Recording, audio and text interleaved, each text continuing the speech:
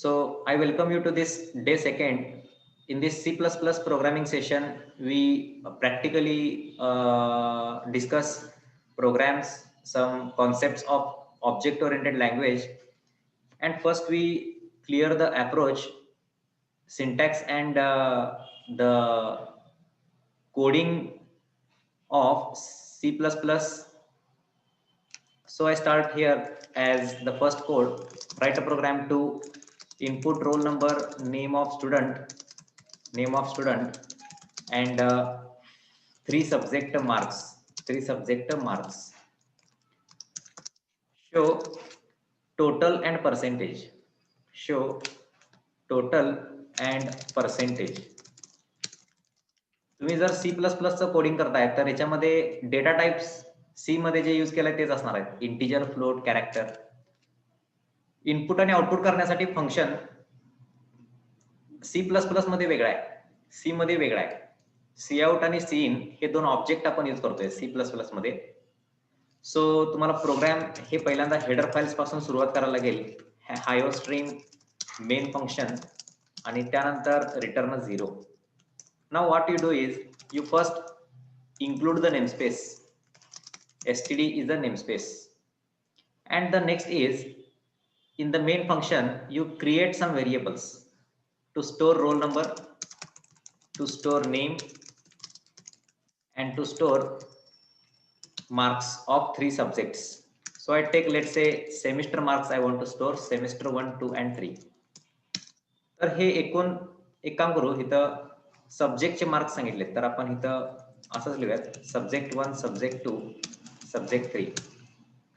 हा data user कडनं input करून घ्यायचा आहे. So how you do is cout/n enter roll number. The next is you write cin roll number. Next is you write cout/n enter student name, and then here you write c in student name. Next is you write enter marks of three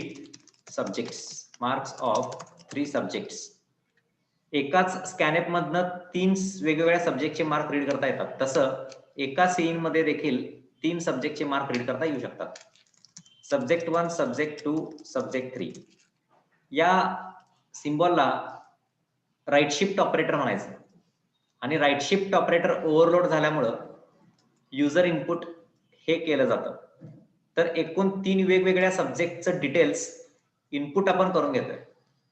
so input झाल्यानंतर next part असा आहे की याचं total marks print व्हायला पाहिजे. मग आता मी जर टोटल व्हेरिएबल डिक्लेअर करायचं म्हणलं तर मला या सेम लाईनला देखील डिक्लेअर करता येणार आहे. C++ मध्ये व्हेरिएबल डिक्लेरेशनचा एक ऍडिशनल रूल लक्षात ठेवा. व्हेरिएबल तुम्ही प्रोग्राम मध्ये कुठेही डिक्लेअर करू शकताय. सी लँग्वेज मध्ये मात्र तसं नाही. सी लँग्वेज मध्ये तुम्ही मेन फंक्शनच्या सुरुवातीला व्हेरिएबल डिक्लेअर करावं लागतं. But in C++ you declare the variable anywhere. So the variable is total is equal to, I type subject 1 plus subject 2 plus subject 3. The next line I'm typing total marks is equal to, here is variable total. त्यानंतर मला percentage print करायचं आहे. Percentage you print like total upon 3. But as I said, the variable if it is integer then only you make it float. आता करायचं गरजच नाही आहे, कारण का टोटल हा व्हेरिएबल इटसेल्फ फ्लोटच आहे. The next I am typing cout/n percentage is equal to, इथे लिहूयात आपण percentage. I save this program first. In batch 22 I save this program as program5.cpp. Compile करूयात आणि रन करून चेक करूयात. So I first enter the roll number, then I enter name, then I enter some marks 1, 2, 3. तर हा data input झाला आणि output print झालं. 165 एवढे मार्क्स आहेत आणि 55% एवढं स्कोर आहे. हा प्रोग्राम एक जस्ट इनपुट आणि आउटपुट आहे. तुम्ही जर युजर कडनं काही इनपुट करून घेणार असाल, always remember cin is a object, and because of the right shift operator overload you able to input the values. C language मध्ये आयडेंटिफायर्स यूज करत होता, %d%f. सीपीपी मध्ये लिहायला लागत नाही. Only the reason is because of this operator. The session number 13 or maybe 12 we discuss what is overloading, what is operator overloading. Okay, this is just one concept for today's session, but practically also we see how it works. Now the next code is write a program to input employee code, employee name, salary, calculate and show allowance and gross income. So one is dearness allowance is 7% on basic salary. Second is house rent allowance 9% on basic salary. So first go for structure. I type IO string main function, and also need is you include the namespace. I type using namespace std. Now we need some variables like employee code, and hope you know how much byte the data type reserve the memory space. Integer requires 2 byte, character requires 1 byte. If you create array, then it reserves the 20 byte memory space. I create a double variable type salary and double reserve total 8 bytes. Now the next I take some input from user, enter employee code, cin employee code. Next I am going to type enter employee name. So here I take input as employee name, and the last value I take input as enter salary. So here I type cin salary. समजा मला salary बरीच मोठी amount store करायची आहे, तर ते मला store करता येईल. आणि तुम्ही इंटिजर घेतलात तरी देखील व्हॅलिडच आहे, कारण सॅलरी एक साधारण 20,000 30,000 स्टोअर करू शकताय. लॉंग देखील यूज करू शकताय, लॉंग देखील चालेल. मोस्टली डेटाबेसेस मध्ये वगैरे जे डेटा स्टोअर होतो ते मोठी व्हॅल्यू कन्सिडर करून स्टोअर होतो, त्यामुळं डबल पण घेतला तरी काय हरकत नाहीये. ठीक आहे. सो हे डेटा आता स्टोअर होईल. Next is you here make some calculations of some allowances, gross income. I create one variable called dearness allowance, and I calculate here the dearness allowance of 9%. Okay, 9%, 7%. Dearness allowance is 7%. House rent allowance is 9%. मग आता इथे काय issue, एक problem होऊ शकतो की DA variable हे काय आहे, फ्लोट, आणि सॅलरी कशामध्ये आहे, डबल. तर याच्यामध्ये डबल टाईपची व्हॅल्यू फ्लोट मध्ये स्टोअर होऊ शकत नाही. ओके, कारण डबल ही मोठी व्हॅल्यू असणार आणि फ्लोट ही लहान व्हॅल्यू असणार आहे. त्यामुळं हे देखील व्हेरिएबल तुम्हाला कशामध्ये घ्यायला लागेल, डबल डेटा टाइप मध्ये घ्यायला लागेल. Now the next is I print the values. I first print /n dearness allowance is equal to DA, and now I type house rent allowance is equal to house rent allowance is equal to house rent allowance. Next I type gross income. So I can type like salary plus dearness allowance plus house rent allowance, and now here I type /n gross income is equal to rupees gross income. Okay, so program मध्ये असं काय calculations काय फार असे मोठे नाही आहेत, just input आणि आउटपुट केले. ठीक आहे, त्याला मी सेव्ह करतो प्रोग्रामला, आणि या प्रोग्रामला मी नाव देतोय program6.cpp. program6.cpp. compile, run. So you can check, I enter employee code, I enter employee name, I enter some salary. So 1330 rupees dearness allowance, 1710 rupees is the house rent allowance. So employee is earning total 22,040 rupees. तर हे calculations आपण केले. आता हे जे programs आपण करतोय actually हे प्रोग्राम तुम्ही युजिंग फंक्शन करायला पाहिजे. Okay, using function. मी तुम्हाला नेक्स्ट काही प्रोग्राम्स एक्सप्लेन करतोय. So here is the question. Write a program to input product code, product name, price, quantities, calculate and show total payable amount with discount of 5% using function. आता हे function लिहायचं कसं? हाच programme मी 2 वेळा करणार आहे. पहिला मी विदाउट फंक्शन करतो आणि मग विथ फंक्शन करतो. सो तुम्हाला एक डिफरन्स लक्षात येईल. युजिंग नेमस्पेस std आणि इथं आपल्याला एक व्हेरिएबल लागेल प्रोडक्ट कोड, त्यानंतर व्हेरिएबल लागेल कॅरेक्टर मध्ये प्रोडक्ट नेम, त्यानंतर व्हेरिएबल लागेल फ्लोट टाइप मध्ये प्राइस, त्यानंतर व्हेरिएबल लागेल इंटिजर मध्ये क्वांटिटीज. आणि आता इथं मी डेटा इनपुट करून घेईन. Enter product code. इथं असणार आहे प्रोडक्ट कोड. नेक्स्ट असणार आहे enter product name. Here I type cin product name. Next I type enter price. इथे मी टाइप करेन सी इन प्राइस. नेक्स्ट आपण टाइप करूयात सी आउट एंटर क्वांटिटीज आणि इथं आपण टाइप करूयात क्वांटिटीज. सो आता डेटा इनपुट झाला, राहिले काय कॅल्क्युलेशन्स. तर इथं कॅल्क्युलेट बिल अमाऊंट या नावाने एक मी फंक्शन लिहितोय आणि या फंक्शनला कॉल केल्यानंतर या फंक्शननं काय करायचं, जे काय आन्सर असेल ते रिटर्न करायचं. मग आता मी कॅल्क्युलेट बिल अमाऊंट नावाचं फंक्शन मेन फंक्शनच्या अगोदर इथे लिहिणार. कॅल्क्युलेट बिल अमाऊंट ह्या पद्धतीनं.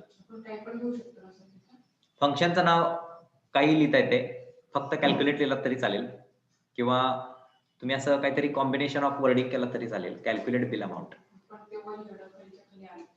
हा, हे फंक्शन तुम्ही मेनच्या नंतर लिहिला तरी चालते, मेनच्या आधी लिहिलं तरी चालते, इथंही लिहू शकताय एनिवेअर. जर तुम्ही हे मेनच्या नंतर लिहिलात तर या फंक्शनला डिक्लेरेशन करावं लागणार.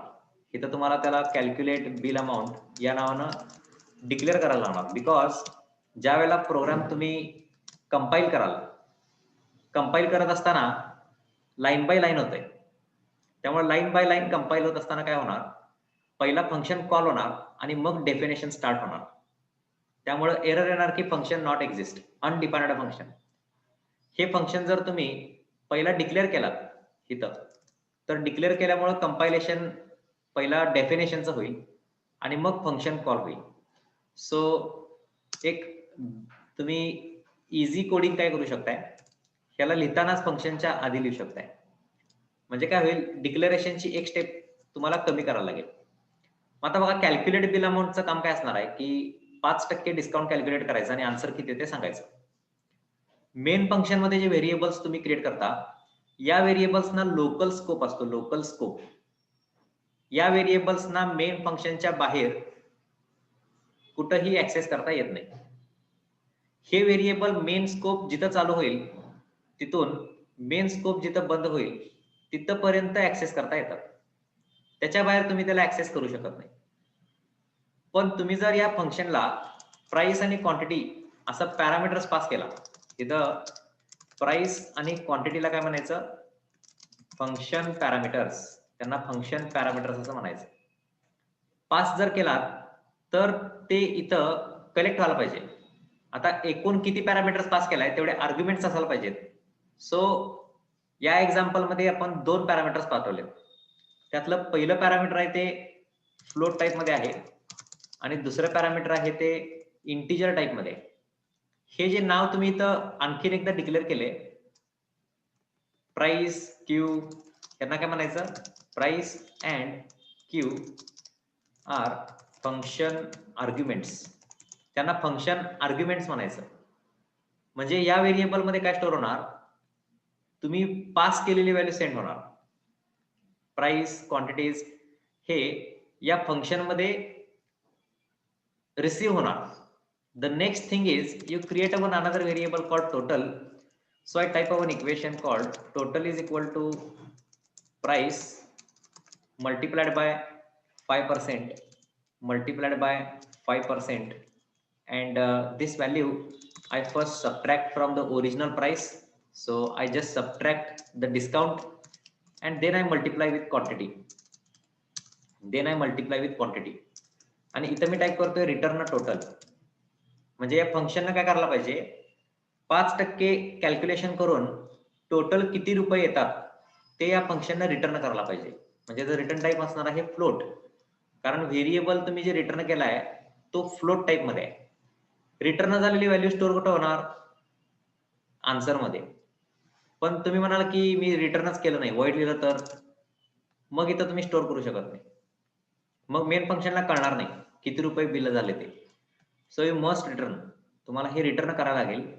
आणि रिटर्न केलेली जी व्हॅल्यू असते ते इथं मेन फंक्शन मध्ये cout total payable amount is equal to rupees, जे काय टोटल असेल ते प्रिंट करायचं. म्हणजे काय, आन्सर प्रिंट करायचं. सो या प्रोग्राम मध्ये एक बदल काय आहे, मागच्या प्रोग्राम्स मध्ये आणि या प्रोग्राम मध्ये कंपॅरिझन करा. या प्रोग्राम मध्ये तुम्ही मेन फंक्शन मधलं लॉजिक जे होतं ते बाजूला काढलंय, फक्त मेन फंक्शन मध्ये इनपुट केलाय आणि ऍक्च्युअल एक्सप्रेशन जे आहेत ते मेन फंक्शनच्या आउटसाइड आहेत. ठीक आहे. तर या प्रोग्राम मध्ये फंक्शनचं सिंटॅक्स काय आहे आय थिंक तुम्हाला समजलं असेल. ओके, तर या टाईपचा अजून एक प्रोग्राम हे मी करून दाखवणारच आहे. इव्हन मी तुम्हाला देखील असे बरेचसे टास्क देणार आहे. हे मी सेव्ह करतो पहिला. या प्रोग्रामला आपण प्रोग्राम 7.cpp न सेव्ह करूया. सो पहिला आपण एक्झिक्यूट करून बघूयात की आन्सर काय येते. इथे एक एरर असा आहे की ब्रॅकेट एक्सपेक्टेड. तर बाबा ब्रॅकेट 2 वेळा ओपन झालेत, सो ते ब्रॅकेट इथे क्लोज झाला पाहिजे. आता मी जर हे कंपाईल आणि एक्झिक्यूट केलं तर आणखीन एक कंपायलेशन एरर आहे की answer was not declared in this scope.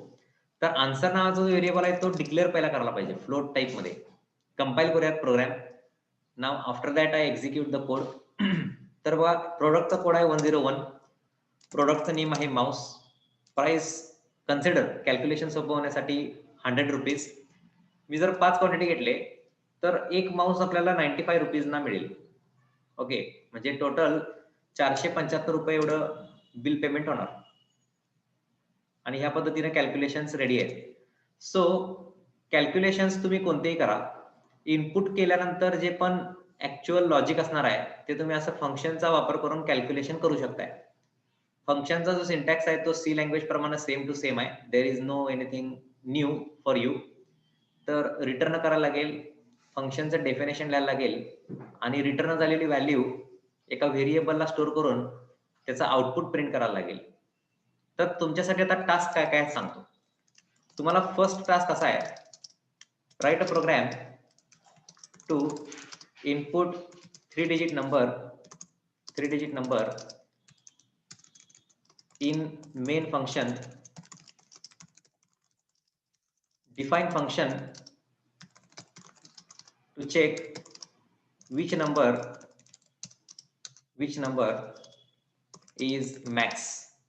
is max, show output using show output. तर तुम्ही एक फंक्शन डेफिनेशन लिहा. फंक्शनला काय करायचं की त्या 3 नंबर्स पैकी कुठला नंबर मॅक्सिमम आहे ते प्रिंट करून दाखवायचं.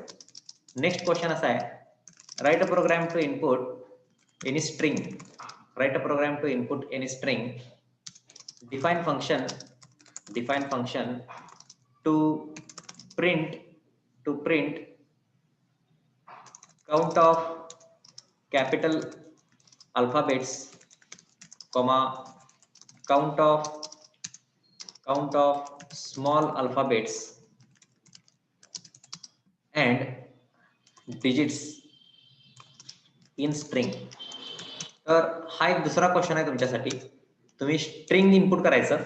स्ट्रिंग मध्ये जर समजा तुम्ही इनपुट केलात सॅम्पल स्ट्रिंग असं टाईप केला, सॅम्पल स्ट्रिंग, तर याच्यामध्ये कॅपिटल कॅरेक्टर्सचा काउंट किती येतो 2.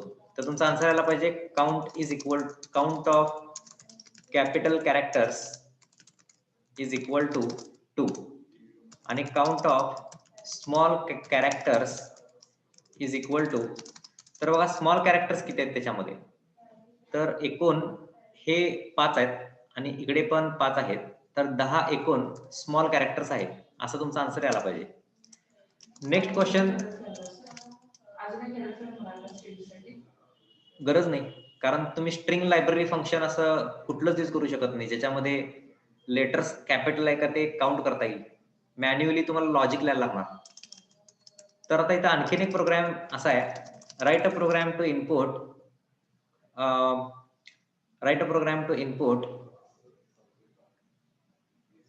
5 digit number and check that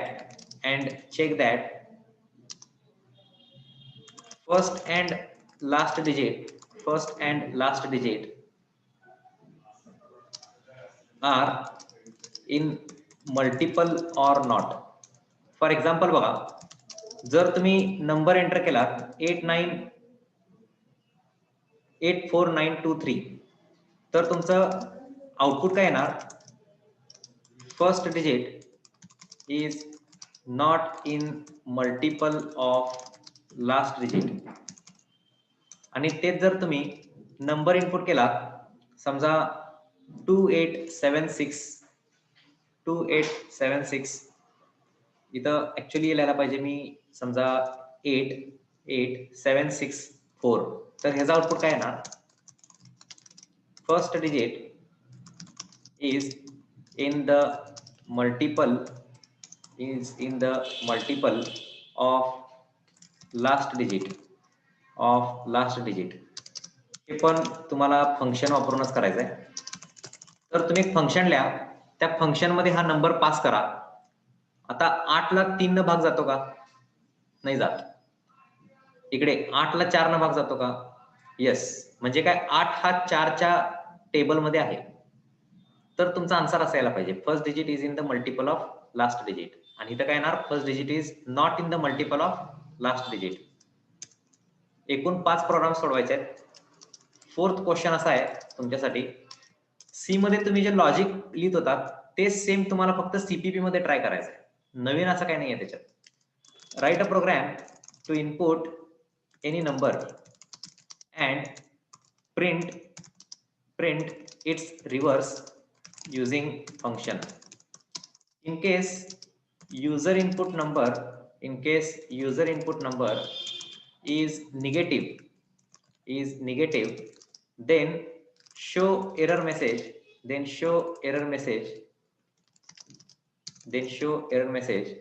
invalid number to show reverse. तर आणखीन एक क्वेश्चन असं सांगितलंय की नंबर एंटर करा कोणता पण, त्याचा रिव्हर्स शो करा. युजरनं जर निगेटिव्ह व्हॅल्यू इनपुट केलेला असेल तर रिव्हर्स कॅल्क्युलेट होणारच नाही. तुम्हाला तिथे एक आन्सर एरर मेसेज दाखवायचा आहे, invalid number two show reverse. Now the next question you can solve. Assignment number 5, last question. Okay, so this question is, write a program to input 2 numbers. Define function to swap or interchange values of variable A and B. Show output before swapping and after swapping. तर आणखीन एक question आहे की swapping करायचं आहे. 2 number enter करा आणि ए आणि बी असं त्या व्हेरिएबलचं नाव असणार आहे. फंक्शन लिहा, स्वॅपिंग करा आणि त्याचा आउटपुट परत शो करा. सो असे 5 तुम्हाला असाइनमेंट्स आहेत आणि हे 5 सगळे असाइनमेंट्स युजिंग फंक्शन तुम्हाला ट्राय करायचे आहेत. त्याला मी असाइनमेंट डे 2 ह्या नावानं सेव्ह करतो. ओव्हरऑल सीपीपी मध्ये जे कोडिंग तुम्हाला करायचं आहे हे एका व्ह्यूनं बघितला तर सगळं क्लास ऑब्जेक्ट या प्लॅटफॉर्म वरती करायचं आहे. पण अजून एक दुसरा व्ह्यू बघितला तर तुम्हाला पहिला सीपीपीचा अप्रोच लक्षात आला पाहिजे.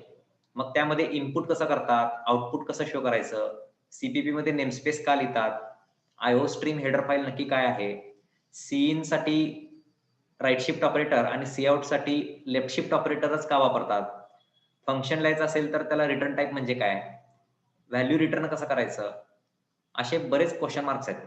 त्यामुळं डायरेक्ट क्लास ऑब्जेक्ट शिकवलं तर कदाचित त्यातले बरेचसे कॉन्सेप्ट तुमच्यासाठी ओव्हरफ्लो होतील. त्यामुळं पहिल्यांदा तुम्ही ट्राय करा की सी मधले कोडिंग सीपीपी मध्ये तुम्हाला कितपत जमतात आणि या बेसवरती मग क्लास ऑब्जेक्ट इनहेरिटन्स ह्या टाईपचे प्रोग्राम्स तुम्हाला सहज शिकता येऊ शकतात. सो आजच्या सेशन मध्ये मला तुम्हाला फक्त काही कॉन्सेप्ट सी लँग्वेज मधले क्लिअर करून द्यायचे होते आणि हे प्रोग्राम सोडवण्यासाठी तुम्ही शक्यतो कमी वेळेमध्ये किती प्रयत्न करताय ते बघा. जसं की मला विचारलात तर हे 5 प्रश्न सोडवायला तुम्हाला जास्तीत जास्त 20 मिनिट लागायला पाहिजेत. ओके. पण तुम्हाला जास्त वेळ लागत असेल so you need to work you need to take some more efforts on C language also. Okay. थोडासा अजून अभ्यास मग करायला लागेल. ओव्हरऑल पुढच्या सेशन्स मध्ये आपल्याला ह्याच्या पुढचा पार्ट फंक्शनचाच परत घ्यायचा आहे. त्यामुळे ह्याच्यात तुम्हाला जर काही डाऊट्स आणि क्वेरीज रेज होत असतील नोटबुकला नोट डाऊन करा आणि माझ्या व्हॉट्सअप नंबरला देखील तुम्ही ते आउटपुट विचारला तरी पण चालेल. अदरवाईज तुम्ही डेली सेशन्स अटेंड करतायच त्यावेळेला विचारला तरी पण चालू शकते.